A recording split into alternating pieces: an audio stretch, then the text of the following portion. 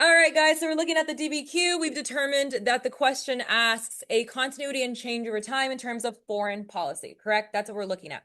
So after we've summarized our documents here, how many documents should we use on the DBQ? 4. Yes, how many topics are we creating? 3. So that means one topic has how many documents? Wonderful, we can do math. All right, now here's the deal. Which of the following documents could you pair together that they're so obvious that they're talking about the same thing? What is that? There's one that's so clearly, there's a pair of documents that are so clearly the same. 1 and 7. What did 1 and 7 say? Neutrality. Would you guys agree that is an easy one to talk about?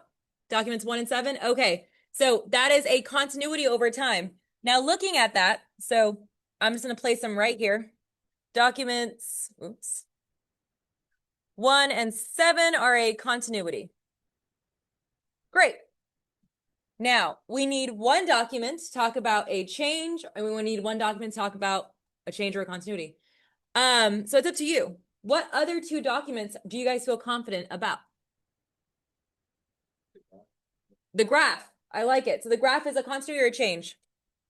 And that's document 5? Sweet. So document 5 is a change. This is the graph. Now, we could either do, this is neutrality. Now, we need to do, how many continuities are you supposed to have? 2, maybe. Changes? 2, maybe. We have one of each now. So it's up to you to decide. What do you guys want to do, a continuity or a change? A change with what? Which one? What do you guys know a lot about? Jefferson? You want to talk about Jefferson? Not in favor of Jay's treaty because he's a Democratic Republican? Are you guys cool with that? Or the pirate one? What do you guys want to do? Pirates, I like it. Okay, so we're going to do a change in pirates, right? Document 4 is a change. The pirates. Okay, sweet. So that means topic 1 is about change or continuity. Our topic 3 has to be however. Yeah, so we got topic 1 is going to be a change. Topic 2 is going to be a change. And topic 3 is our continuity. Great. Now, which do you guys want to talk about? What change? The graph or the pirates? Let's talk about the pirates. Okay, so we go ahead and look at our question in action. It says, evaluate the extent of change in United States foreign policy. Foreign policy changed. How?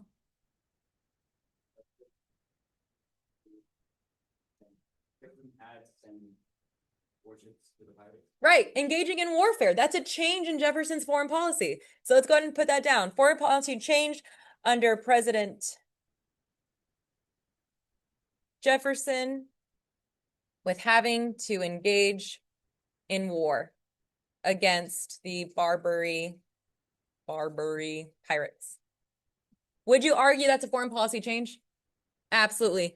So your DBQ, you have to summarize the document. We already got it there, document 4. So I'm just going to copy and paste because we can do that. Oh, shoot. Sweet. You have to describe the document. There's your description. Now, are we going to use the historical context, the intended audience, the purpose, or the point of view? So we go to document 4. We're going to see this very quickly. This is our sourcing. Are we going to use the historical context, the intended audience, the purpose, or the point of view? What do you guys think? What is the point of view? Who is it from? James L. Cathcart, who is the consul at Tripoli. Does his point of view matter? Do you know who he is? No, so let's not use point of view. Try another one. Why historical context?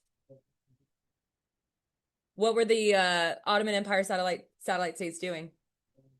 Impressing sailors. Would you guys say the historical context matters? That's why this document exists? Awesome. Let's write about it. All right. So the historical context of and I don't want to see document 4. I don't want to see document 2. I want the citation. So the letter to the Secretary of State, for example, so you would go back down of the letter to the Secretary of State from the Consul of Tripoli. is that Barbary pirates, what were they doing? Impressing and seizing American ships, yes?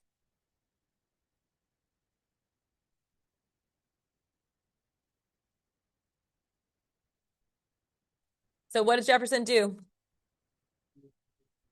Sends the Navy, yeah, to protect American economic interests.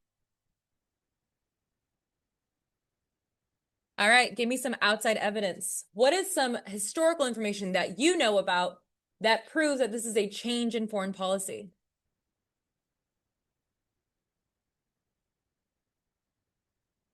Okay, so President Jefferson, what is his political party affiliation? Wonderful. As a Democratic Republican, believed in a smaller federal government. However, remember that video we watched about the constitutional powers? What was so significant about this war? Who did not declare war? Congress, right? The United States Congress did not declare war. The United States Congress did not issue a declaration of war. But Jefferson still used the Navy, right?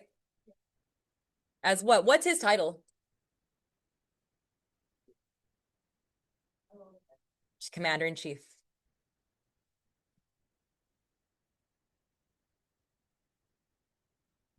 How do we feel, guys? We have our topic, which is our argument. We summarized and described our document. We HIPPed it or sourced it. The historical context, why does it matter? That's where we missed this, so we'll go back to that.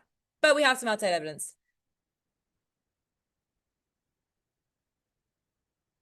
The historical context, why does it matter? What does it explain? Why it's changed. Why? Explains why this foreign policy is a change. That's why we need it, because the context allows us to explain that change. Now it is up to you. You can work together, you can work alone, you can work in groups. I don't care. Create your next 2 topics, complete the graph. It is due at the end of class. Questions, comments, concerns. I'll be walking around making sure that we are getting it. If you need help, I'm here. That's all, folks.